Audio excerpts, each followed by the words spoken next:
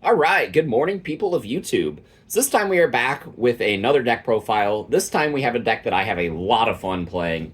This is Yellow Vaccine with a bunny top end. So this deck plays the tempo game. What you're doing is you're getting a bunch of bodies out that can swing relatively safely into your opponent's security with mechanics like Armor Purge. And then you have really good blast cards to make defensive plays. Cards like Mega Gargomon Ace, Angewomon Ace. Those cards really help round out the deck, let you stabilize in the mid to late game, and also control the board early. You have a lot of bodies that you're pushing up from the raising area, a lot of cheap evos that you're getting because of this Patamon effect. And you're just doing a lot of things and making it hard for your opponent to play the game of Digimon. So if you like this kind of content, make sure you guys like and subscribe. And without further ado, we will start, as always, with the Digitama. So we are playing we're playing 3 copies of Tokomon and then 2 copies of Kiaro. So this is something that I've been kind of splitting and kind of testing a bunch of different ratios. I've been playing 4 Toko, 1 Kiaro. I've tried 3 of this, 2 of this. These eggs are kind of up to your own personal flavor. Kiaro can help you be a little bit more aggressive by giving some of your other rookies jamming.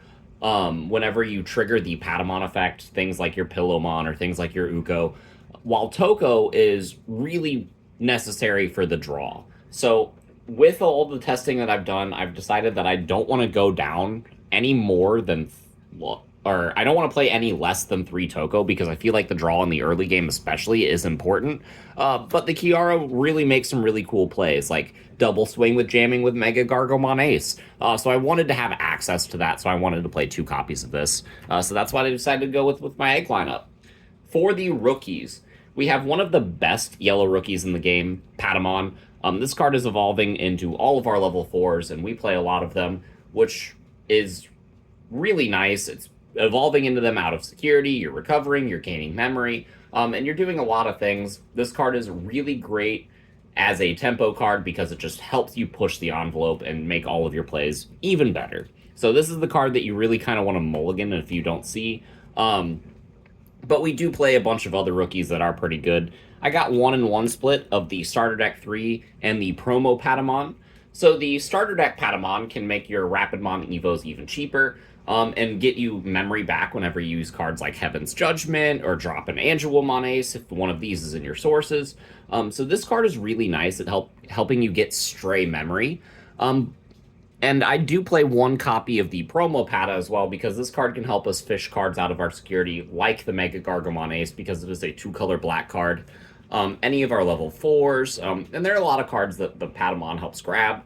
In addition, its inheritable effect of your opponent's security gets -2k is really relevant at helping your dudes survive security checks, which is nice. The only reason I'm not playing more of either of these Patamon is because they are not vaccine attribute. And for Patamon and TK, you need to tuck vaccine cards into your security. But these are really good inheritables. This one's a pretty good searcher. So I felt like playing 1-in-1 was acceptable. But this is these cards are kind of cards that you can go up or down on to fit your own play style. I am playing 2 copies of the Salamon from BT15. This card is pretty nice, getting you more card advantage into your hand, and sometimes keeping your security at the same threshold is really good. This card helps you get the cards that you need in the early game to push the envelope, and it helps you just get cards for free in the mid to late game, and its inheritable is pretty nice at spreading even further DP reduction. I really like this Salamon. It's a nice utility card for the deck, and it's just a good yellow vaccine rookie. Speaking of good yellow vaccine rookies, we got 4 copies of Pillowmon. So this card is kind of insane, this format. This card stops Levia from triggering Biting Crush. This card stops Nume from doing damn near anything. And this is just a really generically good card into all of the best decks. So I am playing 4 copies of Pillowmon to round out my yellow rookies. We are playing just 1 more rookie, though. I have 3 copies of Ukomon. It wouldn't be an aggro deck without this card. However, I didn't want to play 4, and I didn't want to play Louis because it didn't want to fully commit to this package. Louis especially, because if you have the Patamon, it has to trigger at the start of your main.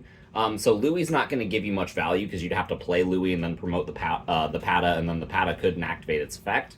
But if you open turn 1 with a Patamon in the back and either a TK or an Ukomon, that is like the best turn 1 that you can have.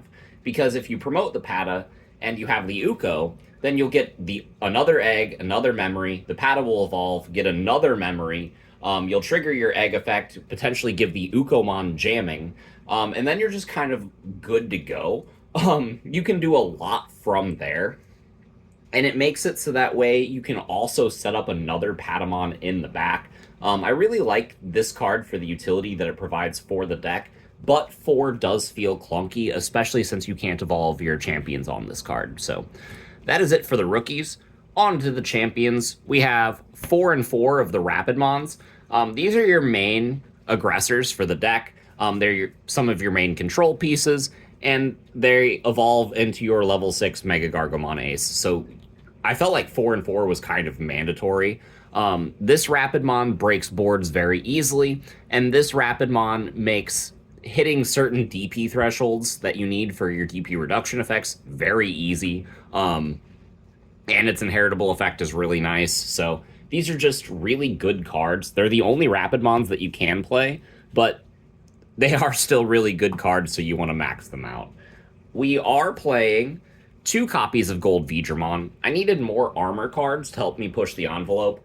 This card functions really well in this format, especially with Red Hybrid and Armor Rush and Numemon running around. This card can pop their Ukomons and then stun one of their other bodies.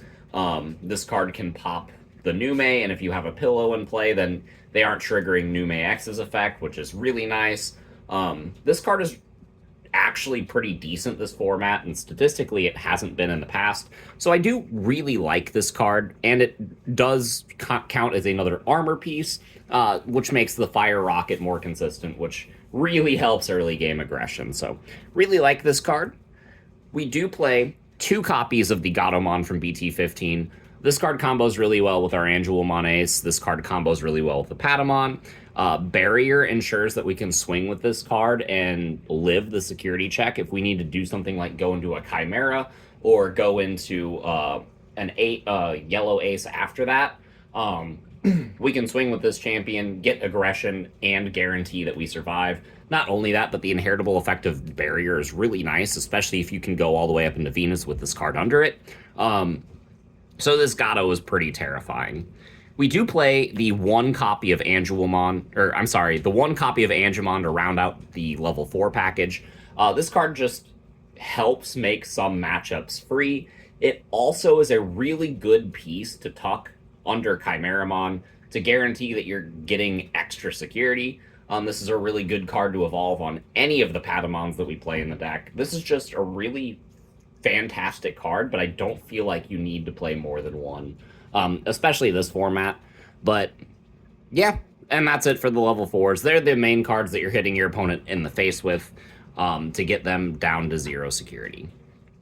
Closing out the Digimon package, we have the top end. I do have the single copy of Chimera.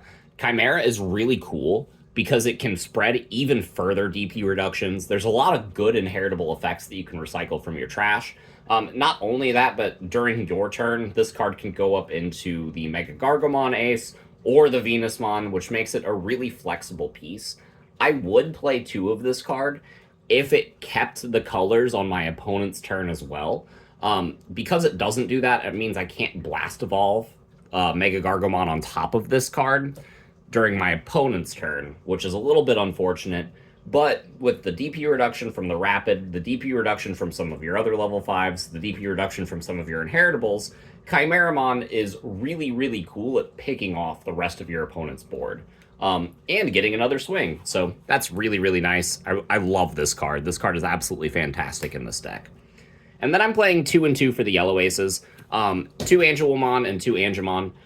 These cards are both really fantastic, especially in the early game. If you can like evolve Patamon in the back and you're going second, and your opponent like plays a rookie out, you can just hard slam Magna Angemon for 4, generally pass them to 1, kill their rookie and then go up to 6 security. And at 6 security, you're pretty much guaranteed to have a level 4 in there, which will make the Patamon's effect resolve on your following turn. And then you're just all set up. You can push the envelope with whatever armor you evolved into, and you can turn this Magna Angemon or the Angelomon into a Venusmon afterwards, which is really cool. This Angelomon is really nice in some situations where this card wouldn't be, and vice versa. Having the guaranteed minus 6,000 is cool, and being able to filter different security cards is cool. Like, if you look at your security early game and your security is kind of bad, you can start trashing cards with the Angelomon and then recycling different security from the top of your deck, which makes it more likely that security bombs could end up in your security, which is really nice.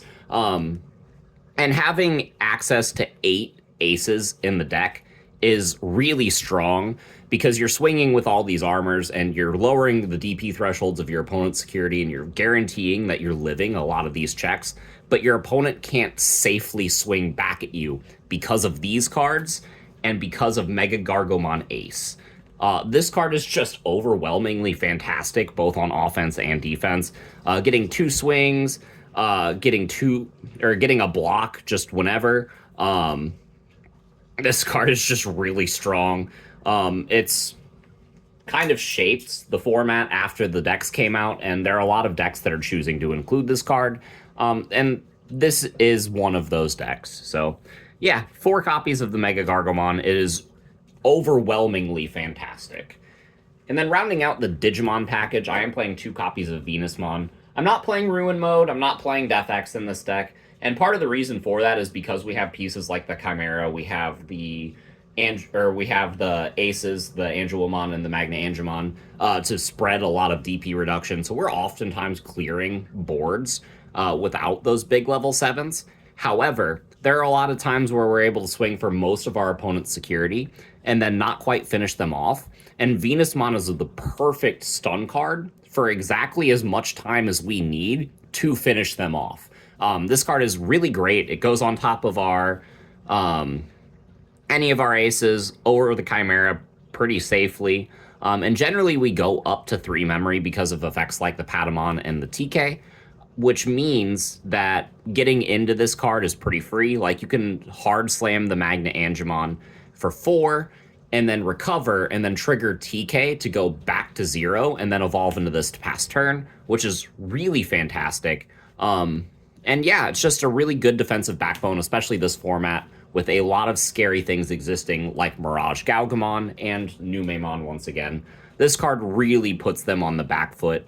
And really, it does kind of stop Devas as well, because they're going to try to evolve into their big pieces to, like, stun this card with, like, Ebonwu, or bounce the rest of your board with a Zulong. And this card will make it so that they don't trigger their when Digivolving effects. So that's really nice. I really like this level 6 package for the deck. It feels like the perfect setup to play the tempo game. So for the Tamers, pretty stock standard. We are playing 4 copies of the TK. It's one of the best openings that we have. And then 1 copy of the TK from BT1. So I would play more copies of the BT1 TK if there weren't so many non-yellow cards in this list. You don't want TK to be a dirty snitch, but this TK can grab the top card of your security no matter what it is. It sets up the bottom card in your security, which guarantees your Patamon play on the following turn, unless you're late in the game. But this is a really fantastic card to get out early so that you're constantly gaining memory, because you gain memory whenever you put cards in your security, and that's something that Yellow's doing quite often. So I felt like having 5 Tamers was the bare minimum. I would like to go up to 6, but space in this deck is pretty tight. There are some effects in your deck that require a Tamer in order to activate, like the Suspend effect from the BT8 Rapidmon, or the Hatch and Egg effect from the Angemon. But in the grand scheme of things, those cards do what you want them to do, sometimes even if you don't have a Tamer in play. So I feel like just 5 Tamers was fine for this style of deck. Closing it out, we have the 2 copies of Fire Rocket. This card helps us push the envelope pretty early. Having a Rapidmon that's swinging 2 checks at effectively 11k before any other security modifiers like the Promo Patamon inheritable is really nice. This card is really cool because you can target the Mega Gargomon if you have just a 2-color or if you have an armor in play. This card just targets a 2-color Digimon and gives it Sec Attack +1, and then it meets its color requirement if you have an armor in play. So if you have those two in play, then Gargomon can swing for 4 checks, which is fantastic. And the security to delete a blocker is really, really nice. So this is a really, really good card for armors, which this deck just so happens to be. We now play 3 copies of Heaven's Judgment because this is a fantastic closer. If you're in the mid game and your opponent tries to go wide on you to play around the Mega Gargo and try to set up kind of a counterattack, you can just respond to that with this card and then just auto win the game on the spot. It's really nice. Not only that, but having bombs for your security, since you're cycling so many security with your level 5s and with some of your other pieces, is really nice. Heaven's Judgment is just an overwhelmingly fantastic card. Now, for the last card in the deck, we play the single copy of Hidden Potential Discovered. Because all this needs to do is evolve one of your green Digimon into the Mega Gargomon Ace, which all of your Rapidmons are. The Mega Gargomon will unsuspend itself whenever you Digivolve into it, so you can even just activate this card with 1 body in play, which is really nice. Yeah, Hidden Potential's still broken, it should still be banned, and because this deck can use it, we are electing to play it. So, yeah, that's it for the card by card. There's a lot of cards you could choose to include in this deck. This is a very flexible deck, but space is very tight, so it's just kind of what you can fit. There's a lot going on, but it all flows together pretty well. And if you guys have any questions, make sure you guys leave them down in the comments. But yeah, that's it, and we will see you all in the next video. Bye, everyone.